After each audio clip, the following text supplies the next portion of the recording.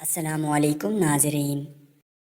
بخت نصر بادشاہ ابتدا میں نہایت نیک بخت اور صالح تھا۔ حضرت زکریا علیہ السلام اور حضرت یحییٰ علیہ السلام کی نہایت اطاعت کرتا تھا۔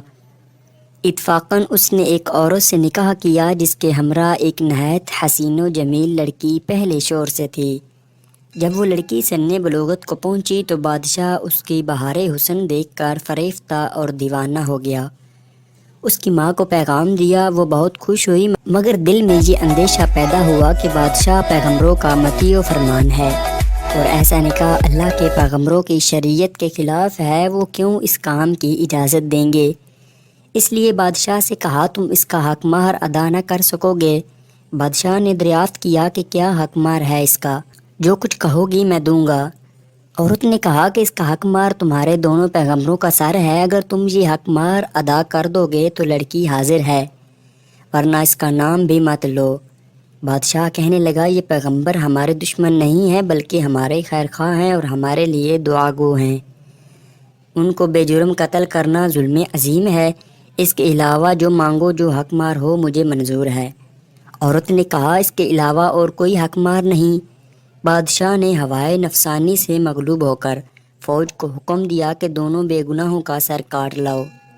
عین حکم سپاہیوں نے پہلے حضرت یحییٰ علیہ السلام کو بیت المقدس میں قتل کیا تو حضرت زکریا علیہ السلام یہ منظر دیکھ کر جنگل کی طرف بھاگ نکلے۔ فوج پیچھے ہوئی اور شیطان نے رہنمائی کی۔ جب سپاہیوں نے آ دبایا اور گھیر لیا تو حضرت زکریا علیہ السلام نے ایک درخت سے التجا کی، مجھے اس وقت اپنے اندر پناہ دے، تو درخت حکم خداوندی سے پھٹ گیا اور آپ علیہ السلام اس میں سما گئے اور پھر بند ہو گیا، لیکن قدرے کپڑا باہر رہ گیا۔ فوج متحیر ہوئی کہ کہاں غائب ہو گئے۔ شیطان نے نشان دیا کہ اس درخت کے اندر ہیں اور یہ کپڑا ان کے موجود ہونے کی علامت ہے۔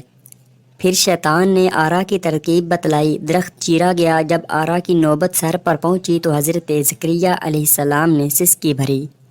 حکم الہی نازل ہوا جس کا مفہوم یہ ہے اگر اف کرو گے تو پیغمبری سے خارج کر دیے جاؤ گے۔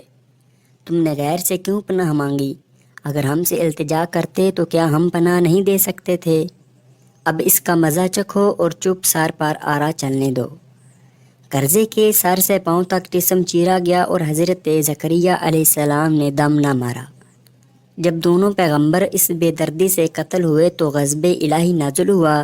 دن تاریک ہو گیا اور ایک بادشاہ فوجی خون خوار لے کر چڑھا اور اس شہر کے باشندوں کو گرفتار کر لیا۔ حضرت یحییٰ علیہ السلام کا خون بند نہ ہوتا تھا، جب قبر میں رکھتے تو قبر خون سے لبریز ہو جاتی۔ بادشاہ کے لشکر نے قسم کھائی کہ جب تک حضرت یحییٰ علیہ السلام کا خون بند نہیں ہوگا ہم باز نہیں رہیں گے۔ ہزارہا آدمی طے کر دیے گئے لیکن خون بند نہ ہوا۔ اس وقت ایک شخص حضرت یحییٰ علیہ السلام کی میت پر آیا اور کہا کہ آپ پیغمبر ہیں یا ظالم؟ ایک خون کے بدلے میں 1000 آدمی قتل ہو چکے ہیں، اب کیا سارا جہان قتل کراؤ گے؟ اتنا کہنا تھا کہ آپ علیہ السلام کا خون بند ہو گیا اور آپ علیہ السلام کی قبر مبارک جامع دمشق میں ہے۔ اللہ ہم سب کا حامی و ناصر ہو۔